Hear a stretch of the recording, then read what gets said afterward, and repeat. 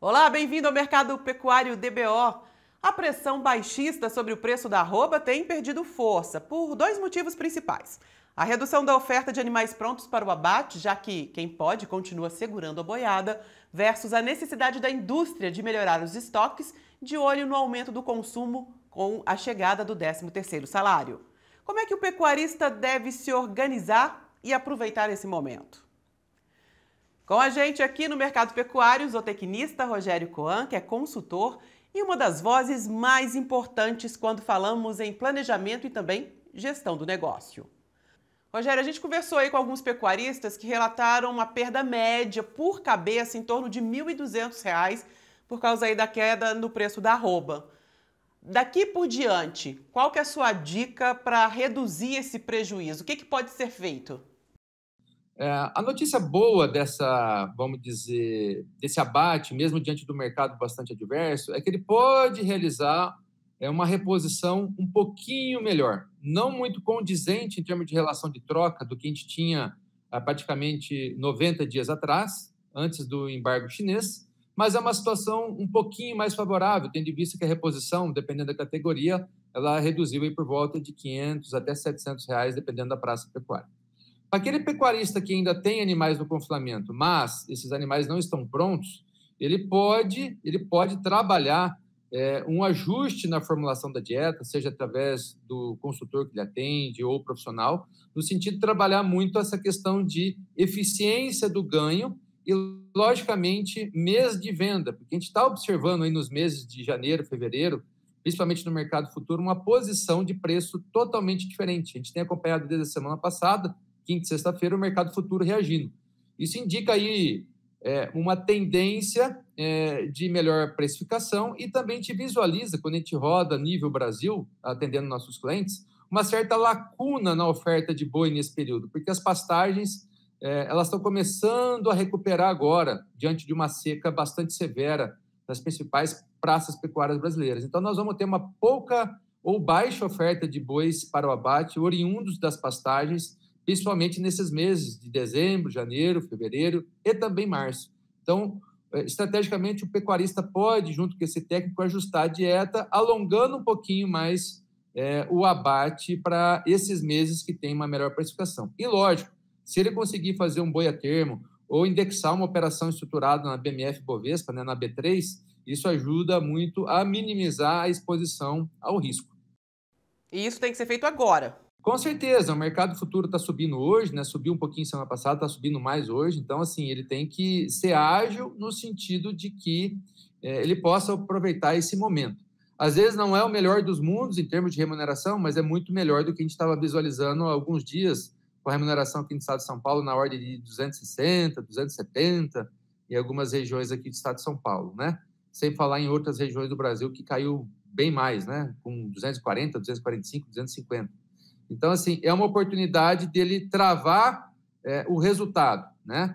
E eu sempre falo que lucro pequeno não quebra ninguém. O problema é a gente ter expectativa de novo de que esse preço vai para 320, 330, e se a China não voltar a comprar do Brasil, a gente pode se frustrar. Então, eu prefiro sempre garantir uma margem de lucro na operação do que amargurar prejuízo.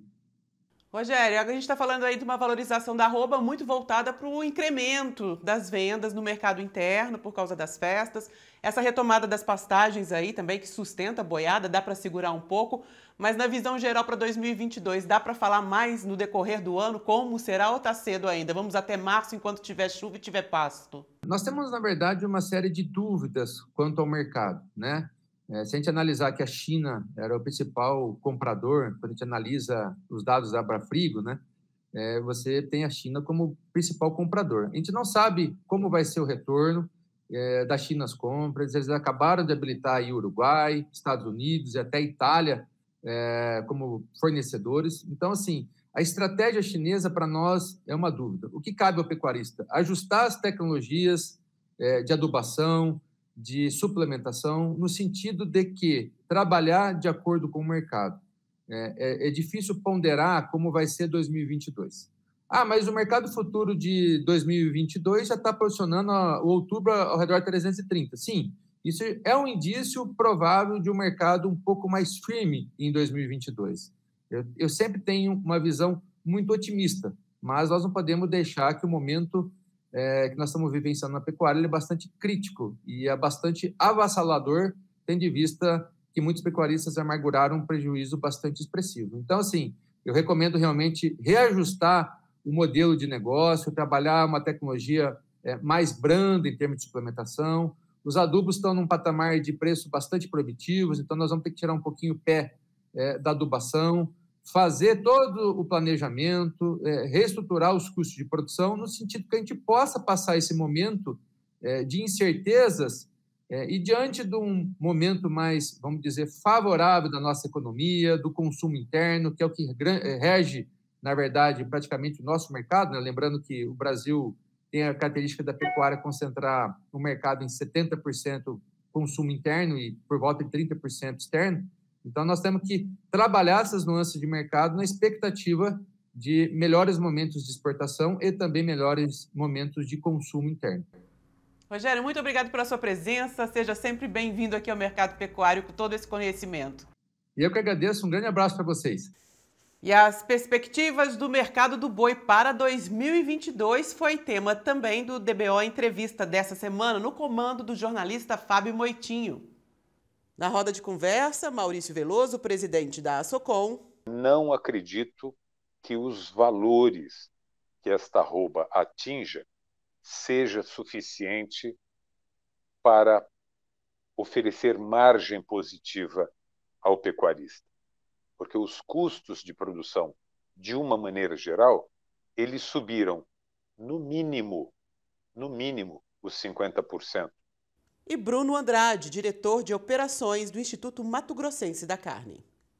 Embora o primeiro semestre possa ser interessante, 2022 um ano mais desafiador, não por conta da competência do produtor, mas por todo esse cenário macroeconômico que envolve a gente. Exemplo, o que a gente tem observado hoje em relação aos fertilizantes, em relação à compra de adubo pelos produtores de milho e soja. Isso vai gerar um impacto para o confinador, provavelmente, no próximo ano. Então, a gente tem que observar tudo isso. A entrevista completa e outras informações relevantes da pecuária de corte, você sabe, encontra aqui no portal DBO. Muito obrigada pela sua companhia e a gente se encontra.